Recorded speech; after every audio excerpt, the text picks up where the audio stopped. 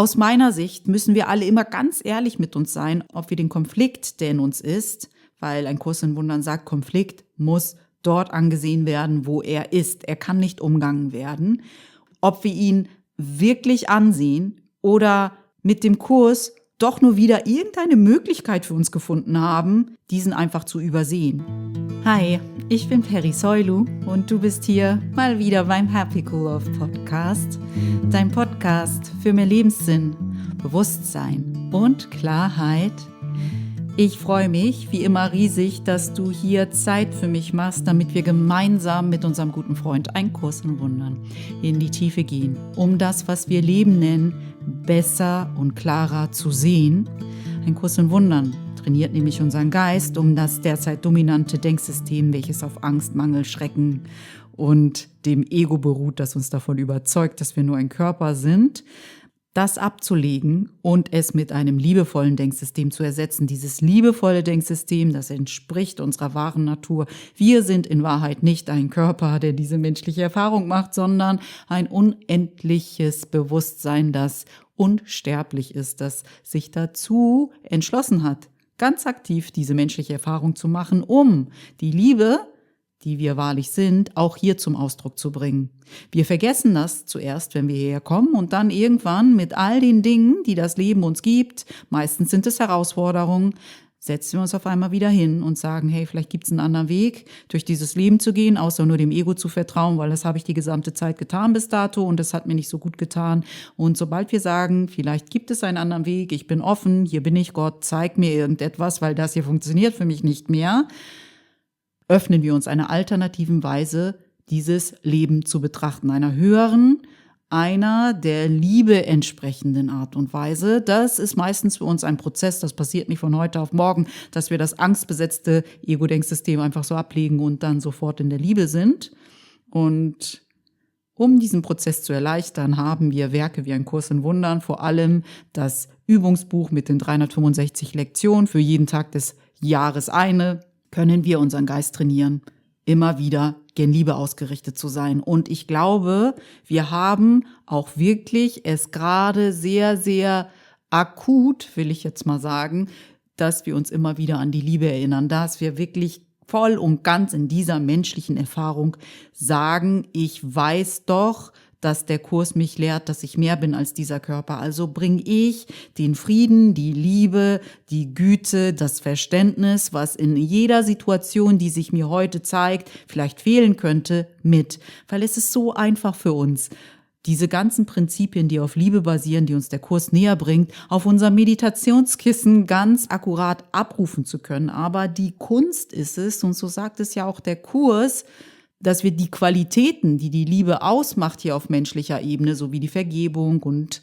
auch unser Verständnis, den Frieden und so weiter, mitbringen. Jede Situation, die sich zuerst nicht so anfühlt, als wäre sie in diese Richtung zu lösen. Lange Rede, kurzer Sinn. Wir bringen den Frieden mit, den wir auf dieser Welt sehen wollen. Und anders wird diese Welt sich nicht transformieren. Gandhi hat nicht umsonst gesagt, sei die Veränderung, die du in dieser Welt willst. Wenn ich mehr Frieden sehen will, dann muss ich diesen Frieden mitbringen. Wenn ich weniger Gleichgültigkeit auf dieser Welt sehen will, dann muss ich weniger gleichgültig mit allem sein.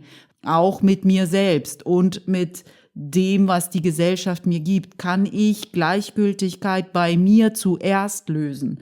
Oder wenn ich nicht möchte, dass irgendjemand sich übersehen fühlt, dann darf ich Menschen nicht übersehen. Dann darf ich mich selbst und mein wahres Selbst vor allem nicht übersehen. Es gibt so viele Arten und Weisen, wie wir die Veränderung sein können, die wir uns auf dieser Welt wünschen. Und dorthin schauen wir heute so ein bisschen auch mit der aktuellen Situation in Deutschland im Hinterkopf, mit den Wahlen und was alles passiert. All diese menschlich tragischen Ereignisse, die sich gerade häufen in diesem Land. Wie kannst du damit als eine Schülerin und ein Schüler von Ein Kurs in Wundern sein? Was kannst du mitbringen? Wozu laden dich diese Ereignisse ein? Und du weißt, der Kurs sagt, lehre nur Liebe, weil du nur Liebe bist. Natürlich ist es einfach, die Liebe zu lernen, wenn ich in Frieden in meinem Wohnzimmer sitze. Aber die wahre Arbeit beginnt, wenn wir auf die Straße gehen und mit unseren Mitmenschen interagieren, vor allem denen, die vermeintlich ganz anders sind als wir.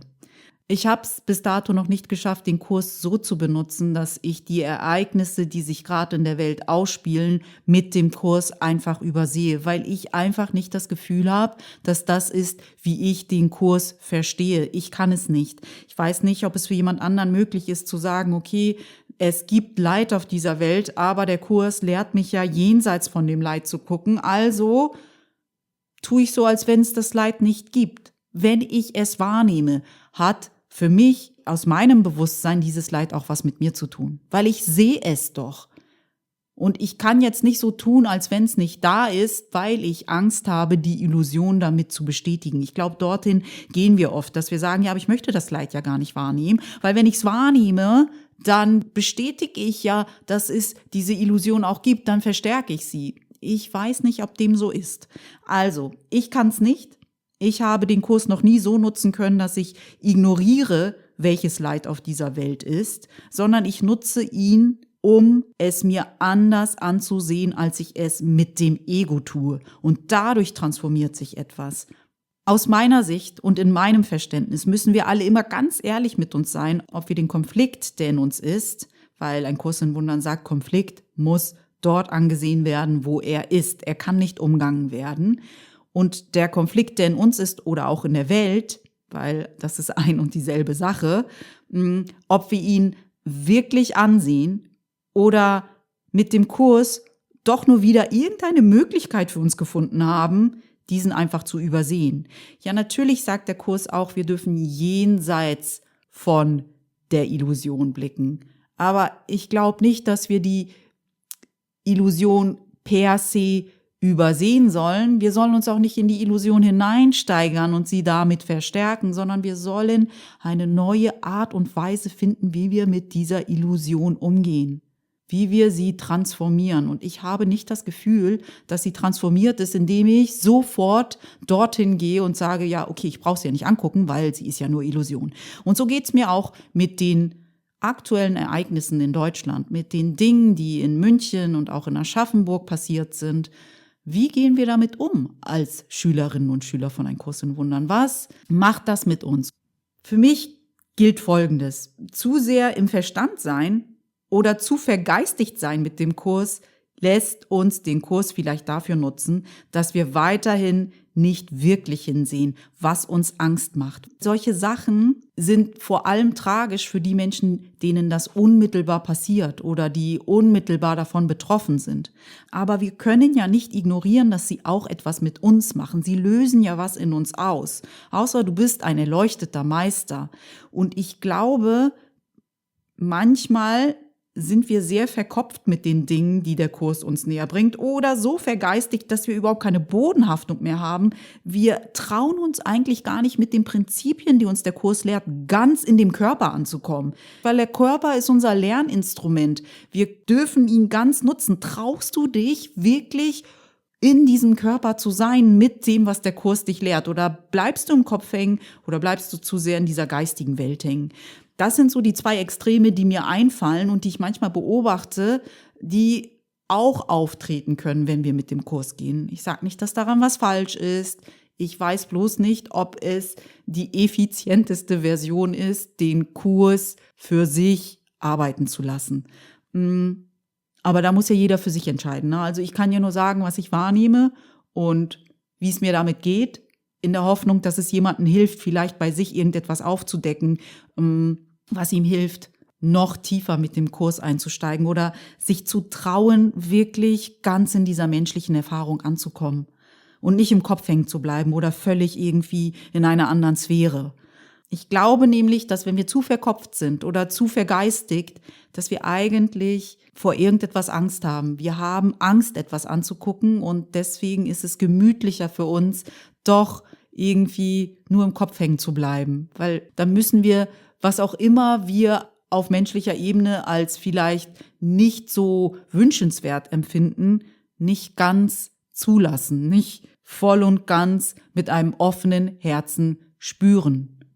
Wenn jemand in dieser Welt Leid erfährt, was in den letzten Wochen in Deutschland öfter vorgekommen ist, dann könnte eine sehr verstandsgeleitete Art, den Kurs wahrzunehmen, uns dorthin führen, dass wir sagen, ja, das ist passiert, aber es ist ja nicht in Wirklichkeit passiert, weil der Kurs lehrt mich ja, dass das nur Illusion ist und deshalb gehe ich gar nicht darauf ein, weil ich will die Illusion ja nicht verstärken. Ich segne meinen Bruder innerlich und dann lasse ich es wieder ziehen und dann mache ich wieder das, was mich interessiert. Aber ich frage mich, ob wir da Angst umgehen. Ich frage mich, ob wir wirklich alles zulassen oder gerade vermeiden. Das ist meine große Frage, mit mancher Art den Kurs zu interpretieren. Ich kann das nicht, weil ich habe das Gefühl, ich werde der Aufgabe, die mir hier gegeben ist, mit meinem Lerninstrument nicht ganz gerecht. Aber das bin ich.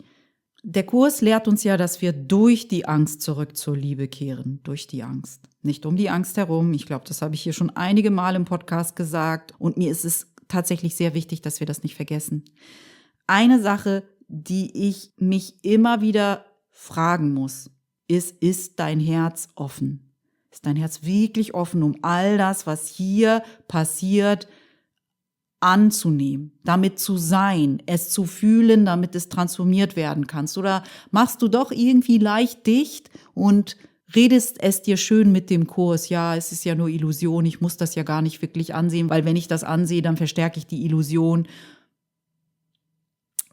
Ich weiß nicht, wir müssen alle echt wirklich ehrlich mit uns sein, ob wir gerade irgendetwas umschiffen oder ob das wirklich das ist, was wir 100% glauben. Vor einigen Tagen habe ich wieder mal eine Folge aus dem Ram Dass Podcast gehört. Was ich an Ram Dass wirklich schätze und nicht nur an ihm, sondern auch an Richard Rudd, dem Begründer der Genschlüssel, ist, dass beide dorthin gehen, dass sie sagen, dass hier bewusst in der Welt zu sein und wirklich deinen Beitrag zu leisten, vor allem dadurch passiert, dass du nicht aufhörst zu fühlen, sondern bewusst und offenherzig hier bist. Du merkst durch das, was die beiden mit der Welt teilen, dass es eine andere Ebene gibt. Und du bringst diese andere Ebene mit auf die menschliche Ebene und dadurch bist du voll und ganz hier. Du traust dich, ganz in dieser menschlichen Erfahrung zu sein, ohne Ausnahme. Du fängst ja dort fangen wir auch an, wenn wir den Kurs finden, dass wir denken, wir sind jemand. Und dann lehrt uns der Kurs, eigentlich sind wir gar nichts. Wir sind in Wahrheit komplette Abstraktion. Wir sind formlos.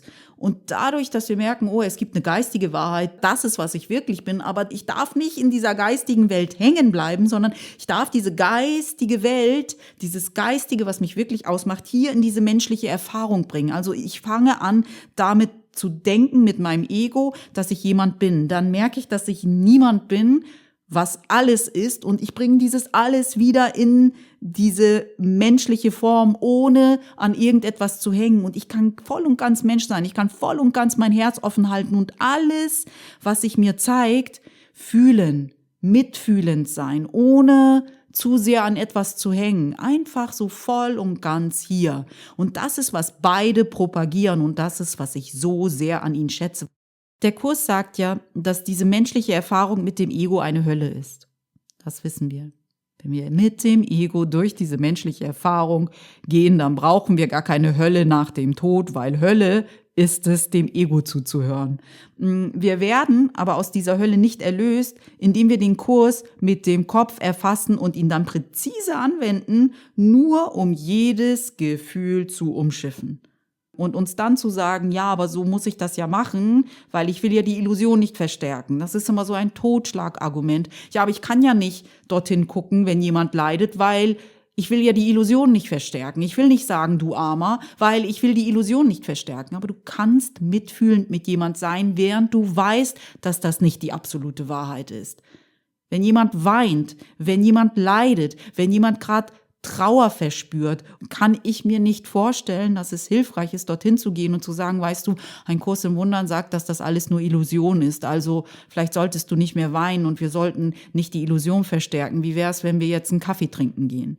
Ich glaube nicht, dass das ist, was deinem Bruder am dienlichsten ist in dem Moment. In dem Moment, glaube ich, ist es wirklich am dienlichsten, dass du für deinen Bruder da bist, dass du ihn tröstest, wenn er Trost braucht, aber alles aus einem Gewahrsein, dass ihr mehr seid, dass du weißt, dass er auf einer höheren Ebene aus dieser menschlich tragischen Situation etwas wirklich Wichtiges ziehen kann, dass du Vertrauen hast, dass Gott schon weiß, warum diese Situation für euch alle wichtig war. Ja, und dadurch verstärkst du doch gar nicht die Illusion.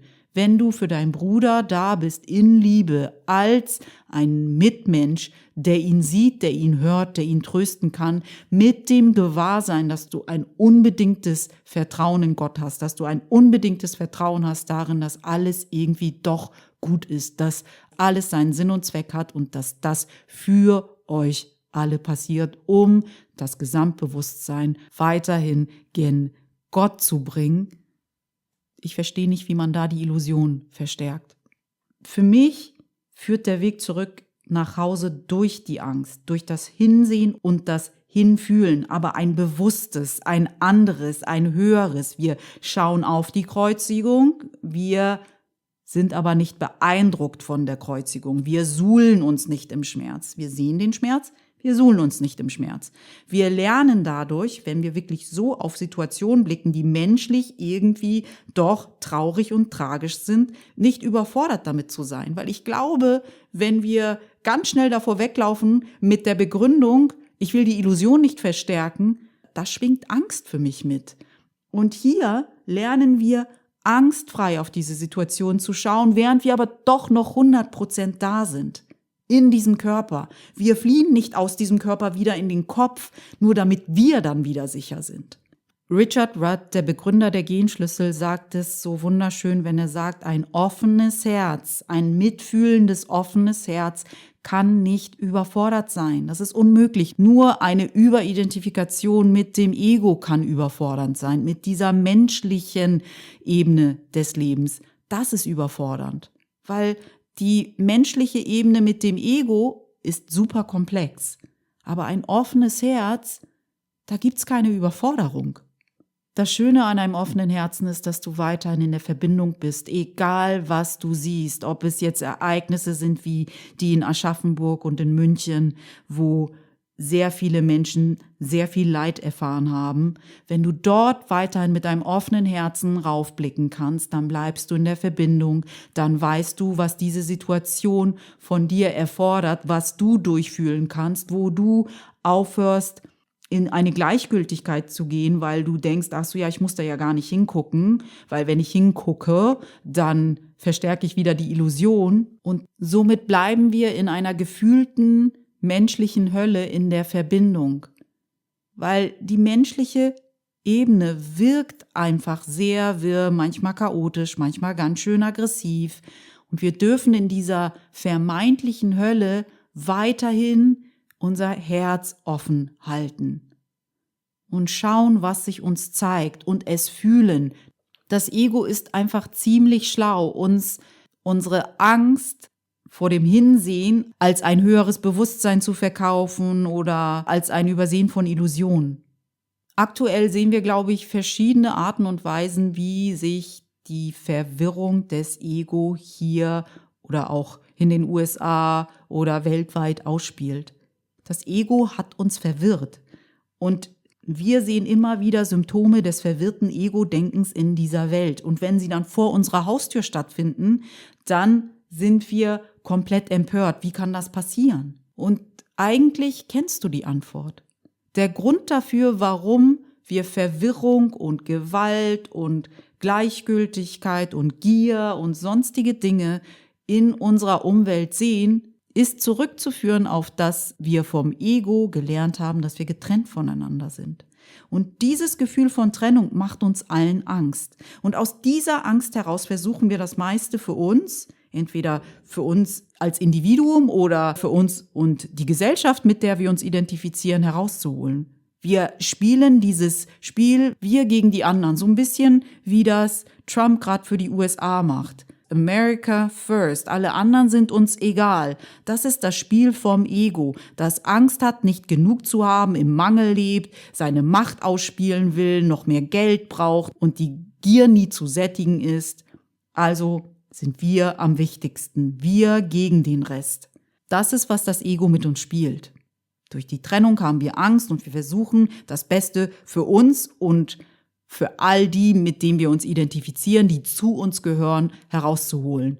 Natürlich wird dann irgendjemand ein Verlierer sein und irgendjemand ein Gewinner. Das ist ja das Ego-Spiel. Und wir grenzen dann andere aus, wir grenzen uns ab, wir nutzen im Namen unserer Wirtschaft andere aus und dann tun wir unmenschliche Dinge für Geld und dann schauen wir gleichgültig weg die meiste Zeit, weil wir keine Lust haben zu fühlen, was das eigentlich für Auswirkungen für andere hat, wenn wir nur an uns denken.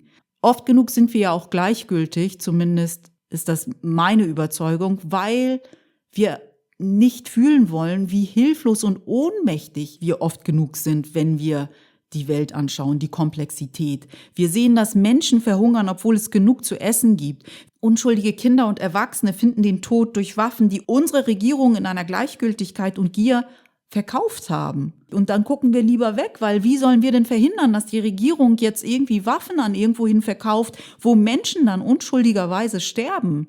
Und dann waschen sich alle die Hände in Unschuld und wundern sich, dass irgendwann dieser Zyklus von Gleichgültigkeit wieder an ihrer Türschwelle endet. Wo begann diese Gleichgültigkeit für unsere Brüder, für uns selbst und für unser wahres Selbst? Das Entsetzen ist dann immer wieder groß, wenn wir diese Gleichgültigkeit hier in Deutschland ausgespielt sehen. Und dann muss ich natürlich auch hier festhalten, dass es für mich als Außenstehende leicht ist, so hinzuschauen. Ich bin ja nicht unmittelbar betroffen von dem, was gerade passiert ist in München und in Aschaffenburg. Ich weiß es nicht, wie es ist, jemanden auf diese Art und Weise zu verlieren, wenn man so von einem Tag auf den anderen seine Frau und sein Kind verliert. Ich weiß nicht, wie sich das anfühlt, aber ich habe größtes Mitgefühl und gleichzeitig sehe ich aber auch einen größeren Kontext, wie sowas überhaupt Platz haben kann in unserer Erfahrung. Ich glaube, es hat alles damit begonnen, dass irgendwo irgendjemand aus Gier Gleichgültigkeit hat walten lassen anstelle von Menschlichkeit. Und jetzt ist es hier. Und was machen wir damit? Ich persönlich finde ganz hilfreich, was Ramdas zu einem mitfühlenden Herzen sagt. Ich lese uns das hier mal vor. Ein mitfühlendes Herz zu kultivieren ist wie der Mönch, der weint, weil sein Sohn gestorben ist. Und sein Schüler kommt zu ihm und sagt, warum weinst du denn? Du weißt doch, dass das alles Illusion ist. Der Mönch antwortet, ja, aber der Tod eines Sohnes ist die größte Illusion. Diesen Schmerz und diese Trauer und dieses Gefühl bewusst zuzulassen, diese menschliche Erfahrung wirklich zuzulassen, dazu brauchst du Mut. Wir können den Kurs nutzen, um wieder nicht mutig zu sein. Oder wir können den Kurs nutzen, um wahrlich mutig zu sein. Das ist ganz unsere Entscheidung.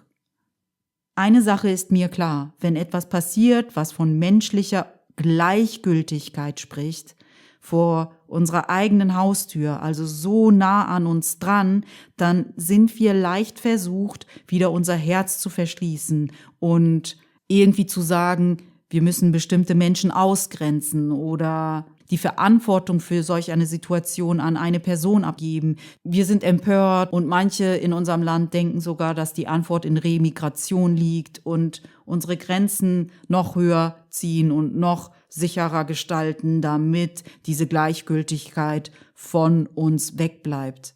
Aber sie im Außen von uns wegdrängen, macht sie ja nicht im Innen weg. Die innere Transformation muss stattfinden, sonst spielt sich doch die Gleichgültigkeit anders aus, weil Gleichgültigkeit immer noch irgendein Aspekt in uns ist, den wir nähren.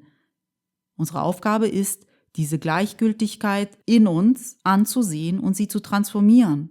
Ich meine, eine Gleichgültigkeit ist sehr, sehr klar in unserem Kollektiv, nämlich die Gleichgültigkeit für unsere absolute Wahrheit, die Gleichgültigkeit für unser wahres Selbst, die herrscht noch ziemlich gut vor. Und wenn wir dann denken, Remigration ist die Lösung und Grenzen noch höher ziehen und Menschen aus diesem Land verweisen ist die Lösung, beginnt dieser Kreislauf von Gleichgültigkeit wieder von vorne. Das dürfen wir ja nicht vergessen. Er ist ja nicht damit weg, bloß weil wir denken, wir schicken irgendwelche Menschen aus diesem Land. Und vor allem können wir auch sehen, dass sich hier eine Geschichte wiederholt. Haben wir gelernt? Ist unser Bewusstsein höher ausgerichtet? Ist unser Herz offener als bei den Generationen davor? Und können wir neu wählen? Können wir hier wirklich transformieren? Und was auch schön zu sehen ist, ist, dass manche Leute sich wirklich nicht beeindrucken lassen, dass sie in der Liebe verweilen und wirklich sagen, wir sind besser als das. Wir müssen uns andere Fragen stellen. Wir müssen solidarisch sein. Wir müssen in der Verbundenheit bleiben. Das ist ganz, ganz wunderschön zu beobachten. Und es macht mich so froh zu sehen, dass wir gewachsen sind. Wir sind gewachsen in diesem Land. Und das ist, wohin ich auch gucken will. Dass es einen Fortschritt gibt. Dass Menschen auch sagen, wir stehen nicht für Trennung. Wir stehen nicht für Gewalt. Wir stehen nicht für Menschen pauschal abstrafen, sondern wir stehen für Verbundenheit, für Brüderlichkeit, für Solidarität. Ich glaube, wir müssen anfangen zu verstehen, dass niemand von uns egal ist. Jeder ist unser Bruder. Jeder bist du, bloß in einem anderen menschlichen Gewand. Und auch wenn es hier auf menschlicher Ebene so wirkt, dass wir getrennt voneinander sind, wir sind ja in Wahrheit miteinander verbunden.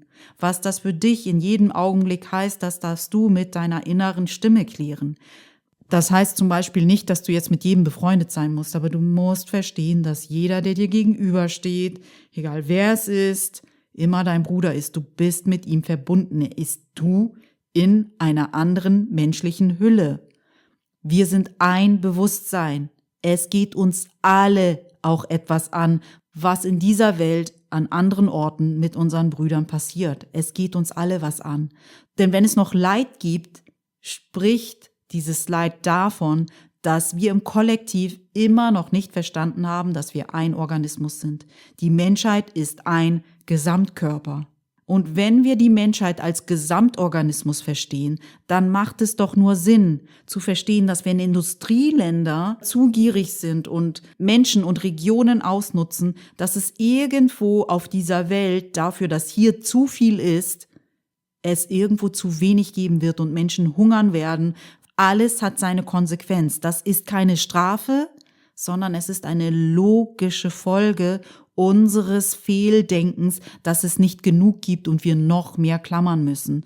Und die Frage, die sich dann stellt, ist, können wir das alles mit einem offenen Herzen vollkommen spüren, ohne jemanden Schuld zu geben, ohne jemanden anzuklagen, ohne davon überfordert zu sein, ohne sich darin zu viel zu verlieren, sich da reinzusteigern, sondern einfach es fühlen, damit sein und zu wissen, dass wir unsere rationalen Kriterien, wie wir diese Situation betrachten, nicht anwenden können, um einen höheren Plan, den Plan des Universums, den Plan von Gott, damit zu durchdringen. Es gibt einen höheren Plan.